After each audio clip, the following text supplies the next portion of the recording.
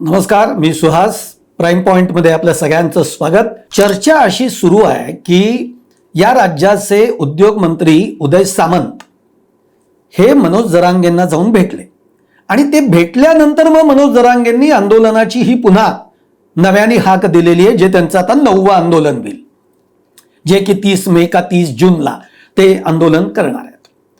आता उदय सामंतांच्या बाबतीमध्ये आपल्याला एक गोष्ट फक्त लक्षात ठेवावी लागेल, ती म्हणजे उदय सामंत आता कुठल्या पक्षात आहेत तर एकनाथ शिंदेच्या शिवसेनेमध्ये. पण याच्या आधी कुठल्या पक्षात होते तर ते शरद पवारांच्या राष्ट्रवादीमध्ये होते. म्हणजे जेव्हा राष्ट्रवादी एकसंध होती तेव्हाची गोष्ट आहे. ही फक्त आपण लक्षात ठेवून देऊया. आता याच्यामध्ये एकीकडे शरद पवार ऍक्टिव्ह झालेले आहेत, तिकडनं मनोज जरांगे हे आता आंदोलन करण्याच्या त्यांनी टायमिंग बरोबर साधलेलं आहे. बच्चू कडू हे विधानं करतातच आहेत आणि एकनाथ शिंदे सुद्धा आपल्या पक्षाची वाढ व्हावी, आपला पक्ष वाढावा यासाठी मैदानात उतरलेले आहेत. या सगळ्यांचं टार्गेट कोण आहे तर देवेंद्र फडणवीस आहे. आता देवेंद्र फडणवीस जर हे टार्गेट असेल तर तुम्ही असं म्हणाल की आता जर तुम्हीच आधी म्हटलात की 3-3.5 वर्ष राज्यामध्ये निवडणुका नाही आहेत, मुख्यमंत्री म्हणून देवेंद्र फडणवीसच राहतील, सरकारला आता कोणताही धोका नाही आहे. अगदी बरोबर आहे. पण मग आता देवेंद्र फडणवीसांना आपण डॅमेज कसं करू शकतो हा तर मुद्दा असू शकतो की नाही. म्हणजे जर का ते 3-3.5 वर्ष मुख्यमंत्री राहणार असतील तर त्यांची जी काही एक प्रतिमा आहे, एक स्वच्छ कारभार करणारा मुख्यमंत्री म्हणून किंवा विकास पुरुष म्हणून सध्या एक त्यांची प्रतिमा निर्माण झालेली आहे. त्यानंतर अत्यंत पारदर्शक पद्धतीने कामाची त्यांची एक प्रतिमा आहे. ही प्रतिमा याला जर आपण धक्का पोचवला तर तो फायदेशीर ठरणार आहे पुढे जाऊन. आणि यासाठी म्हणून मग चर्चा सुरू होतीये की एकनाथ शिंदे आणि शरद पवार यांच्यामध्ये पडद्याआडून काही हात मिळवणी झाली आहे का. आता हे बोलायला तुम्हाला मी एकदम थेट जेव्हा एकनाथ शिंदे मुख्यमंत्री जेव्हा झाले होते 2022 नंतर, जेव्हा ते मुख्यमंत्री होते तेव्हा मुख्यमंत्री झाल्या पहिल्याच महिन्यामध्ये शरद पवारांनी एकनाथ शिंदेची भेट घेतली आहे. बस एवढं काफी आहे.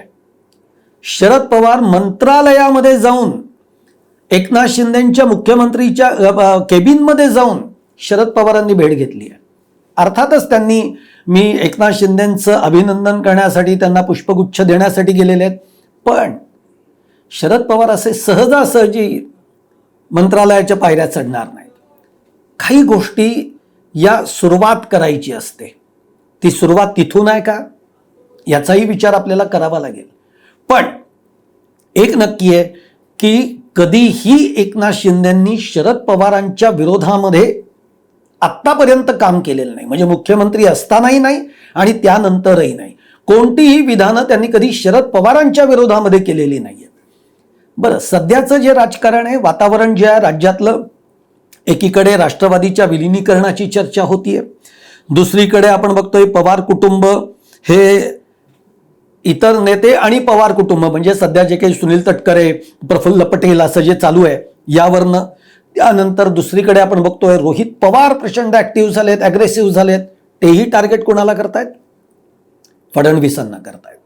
तुम्ही म्हणजे गृहमंत्री म्हणूनही ते फडणवीसांवर बोट ठेवतायत, मुख्यमंत्री म्हणूनही ते फडणवीसांकडे बोट दाखवतायत. त्यामुळे ते एकीकडे ऍक्टिव्ह झालेले आहेत. आणि सगळ्यात महत्वाचं म्हणजे सध्या अजितदादांच्या निधनानंतर सुनेत्रा पवार यांनी जी काही राष्ट्रवादीची सगळी सूत्र आपल्या हाती घेतलेली आहेत, पण सुनेत्रा पवार सक्षमतेने आपला पक्ष चालवू शकतील का या बाबतीतल्या काही शंका या त्यांच्याही पक्षातल्या काही लोकांमध्ये आहेत आणि इतरही आहेत. आणि म्हणूनच एक शरद पवारांनी विधान केलं होतं, विधान नव्हतं केलं अर्थात, पण एक सूचित असं केलं होतं की पुढे जाऊन त्यांच्या पक्षातली लोक सुद्धा आमच्याकडे येऊ शकतात. आता सध्या राष्ट्रवादी अजित पवार गटामध्ये तशा पद्धतीचं वातावरण हे तयार व्हायला लागलेलं आहे. आनंद परांजपे तिकडे गेलेले आहेत, सुनील तटकरे, प्रफुल्ल पटेल नाराज आहेत. आता हा डॅमेज कंट्रोल करण्यासाठी सुनेत्रा पवार बैठक घेणार आहेत. त्यातनं काय होणार ते पुढे कळेलच. पण हे सगळं वातावरण आहे. त्यामुळे जर का एकनाथ शिंदे आणि शरद पवार यांच्यातली जर का केमिस्ट्री ही पडद्याआडून काही जुळत असेल, तर मी जे म्हटलं तुम्हाला सुरुवातीला की जर असं काही होत असेल तर महाराष्ट्राच्या राजकारणामध्ये 2019 मध्ये ज्या पद्धतीचा भूकंप झाला तसा भूकंप हा निश्चित होऊ शकतो.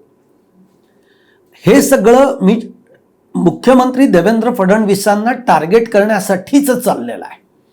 त्यांना टार्गेट करायचं म्हणजे काय, एक नॅरेटिव्ह सेट करायचा की ते गृहमंत्री म्हणून फेल ठरतायत, ते मुख्यमंत्री म्हणून अपयशी ठरलेले आहेत.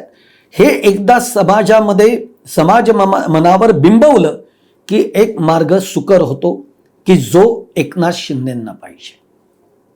शरद पवारांना पूर्ण माहिती आहे की आता राष्ट्रवादी तितकी कमजोर आहे, पण कमजोर असतानाच त्यांनी महाविकास आघाडीचा प्रयोग केला आणि उद्धव ठाकरेंना मुख्यमंत्रीपदी बसवलं सुद्धा. आणि म्हणून जर असं काही घडणारच असेल, असं काही सुरू असेल, तर 2019चा प्रयोग हा पुन्हा एकदा महाराष्ट्रामध्ये होऊ शकतो. फक्त त्यातले पक्ष बदललेले असतील, पवार हेच सगळे जुळवून आणतील आणि मुख्यमंत्री अर्थातच कोण होईल, जर असं सगळं घडणार असेल तर कोण होईल, एकनाथ शिंदे. पण एक लक्षात घ्या की देवेंद्र फडणवीस, मुख्यमंत्री देवेंद्र फडणवीस हा काही कच्चा राजकारणी नाही. कच्चा जाऊ देत, हे मी असं म्हणणं सुद्धा चुकीचं ठरेल. मुंबईमध्ये राहून या महाराष्ट्रातल्या कानाकोपऱ्यातलं राजकारण हा माणूस हलवतोय. त्यामुळे आणि आतापर्यंत मनोज जरांगेंचं कितीही मोठं वादळ हे जरी अगदी मुंबईपर्यंत धडकलं होतं, तरी अगदी शिताफीनं मुख्यमंत्री देवेंद्र फडणवीस हे त्यातनं सही सलामत बाहेर आलेले होते. त्यांनी अगदी शांतपणाने या सगळी आव्हानं परतावून लावलेली आहेत. त्यामुळे एकच गोष्ट आहे की हे जर सगळं रचलं जात असेल, आणि हे भाजपला कळत नाहीये का, कळत आहे. म्हणूनच काल शिवराय कुलकर्णी जे आहेत भाजपाचे प्रवक्ते नेते, त्यांनी बच्चू कडूंवर प्रहारही केलेला आहे. देवेंद्र फडणवीस यांना तर या सगळ्या गोष्टी अगदी व्यवस्थित ज्ञात आहेत. त्यामुळे जर का देवेंद्र फडणवीसांनी हा सुद्धा डाव उधळून लावला तर मात्र विरोधक तर गपगारच होतील. पण ज्या पद्धतीचं एक इक्वेशन, समीकरण एकनाथ शिंदे जुळवू पाहतायत, त्यांच्याही पदरी खूप मोठी निराशा त्यांना पाडून घ्यावी लागेल. आणि मग त्याच्यानंतर मात्र एकनाथ शिंदेच्या राजकारणाला एक वेगळी कलाटणी सुद्धा मिळू शकते. म्हणून म्हटलं, सध्या पडद्यामागनं बऱ्याच गोष्टी चालू आहेत. जर घडल्या तर त्या अशाही घडतील, पण जो मध्ये माणूस बसलाय, ज्याच्या बाबतीमध्ये घडवलं जाणार आहे, तो काही कच्चा खिलाडी नाही आहे. तो मुरलेला आहे, तो पोचलेला आहे. आणि आतापर्यंत ते किती पोचलेले, विरोधी बाकावर असताना सुद्धा देवेंद्र फडणवीसांनी काय चमत्कार करून दाखवलेले आहेत हे महाराष्ट्राला माहिती आहे. त्यामुळे हा सुद्धा जर वार होणार असेल किंवा मनोज जरांगेंचं जे काही वादळ येणार आहे, ह्याच्यातनं आता ते कशा पद्धतीने मार्ग काढतायत हे बघणं फार इंटरेस्टिंग आहे. त्यामुळे युद्धची जमवाजमव सुरू झाली आहे आणि आता कोण कोणावर कसं प्रहार करताय हेच बघणं फार इंटरेस्टिंग ठरणार आहे. तुम्हाला माझा हा व्हिडिओ आवडला असेल किंवा ही जी गोष्ट मी सगळी सांगितली ती जर आवडली असेल तर माझ्या चॅनलला लाईक करा, सबस्क्राईब करा आणि तुमच्या देखील कमेंट या कमेंट बॉक्समध्ये जरूर टाका.